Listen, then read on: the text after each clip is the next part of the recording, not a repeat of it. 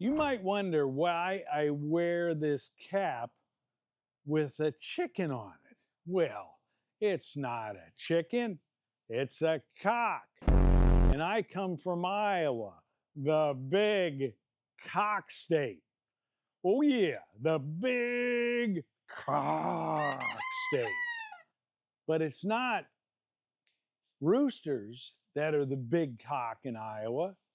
It's the pheasants. And a lot of people come from parts unknown every year to hunt pheasants. Personally, I'm fascinated by birds. I love birds. I really love the crane, practicing that as part of my martial art. But people underestimate the crane. They think that it's a harmless creature, that it couldn't hurt anyone. How can you build a martial art around a crane? What's it going to do to you? Flap its wings? Well, you wouldn't want to be the recipient of a crane smacking you with its wings, because the bones inside those wings are mighty powerful and mighty thick. What does that mean? It means those wings must be mighty freaking powerful. So I've devised an exercise for you where you don't need to go to the gym and grab heavy dumbbells and do lateral raises and all of that nonsense. You can if you want. I don't care. But if you want to do something fun and invigorating, hark on to me. Before I get into the details on this, make sure you like, share, and subscribe, as well as, and most importantly, make sure you're on my email list, my world famous emails at mattfury.com. What you're going to do here is you're going to raise your wings, but you're not raising them with muscular effort.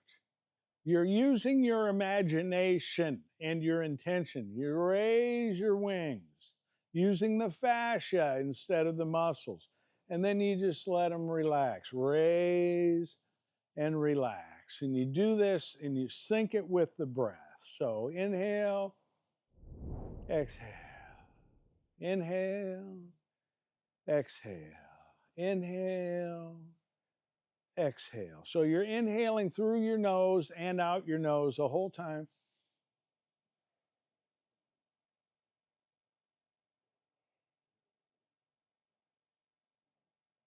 That way.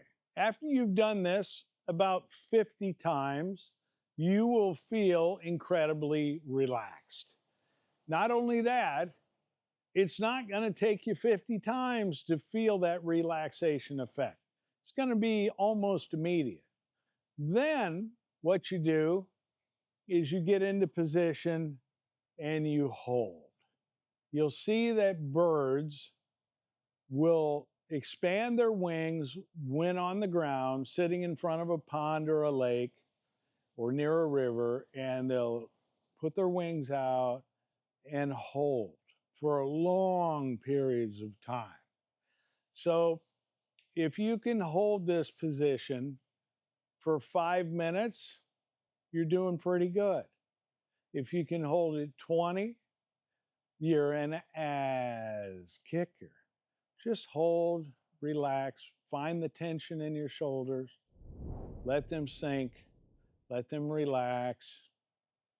Just hold and breathe.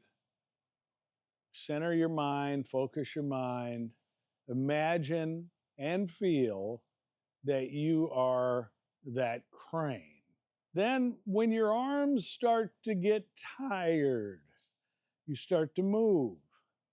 So instead of going all the way down and all the way up, you're this bird that's in flight. So here's how it looks, synced with the breath.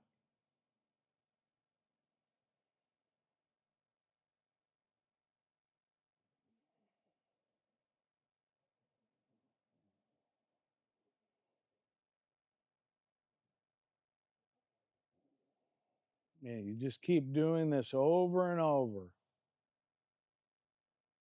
Let all the tension out. Let it drain out through the center of the palms of your hands. Come up, bend the wrist, flex the wrist down. Up, bend the wrist, and then flatten it.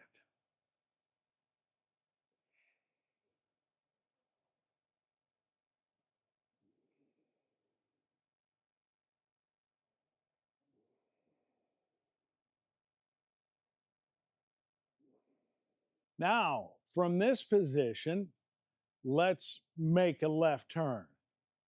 So you turn your body to the left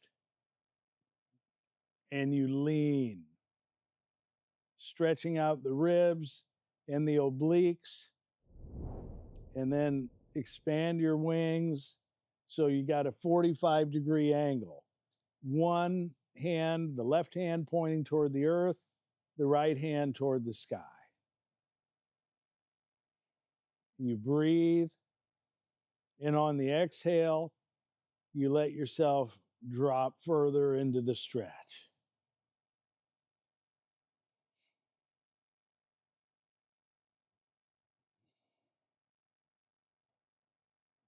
You may feel some resetting of your vertebrae, your shoulders, your hips, your obliques, and then you do the same thing to the right.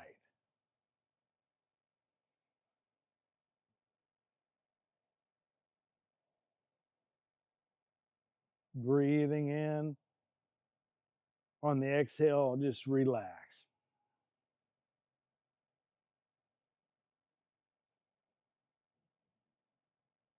And then you come up. Woo, doggy. Now what you can do for the last exercise is the whirling dervish, made famous by the Sufi. So let's just take this slowly. Turn your left foot out. You're going counterclockwise. We'll go nice and slow.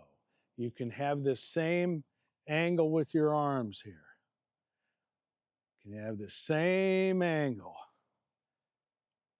If you're just starting out, that's enough to get you feeling a little tipsy, a little dizzy, as though you had a few too many drinks, and you close your eyes while sitting in a chair at the bar, and the room is spinning. Not a good feeling. But you can override this by practicing this exercise in a heavily meditated way. So here we go. Now we're going to go a little faster. Stay on the balls of your feet. Spinning, spinning, spinning.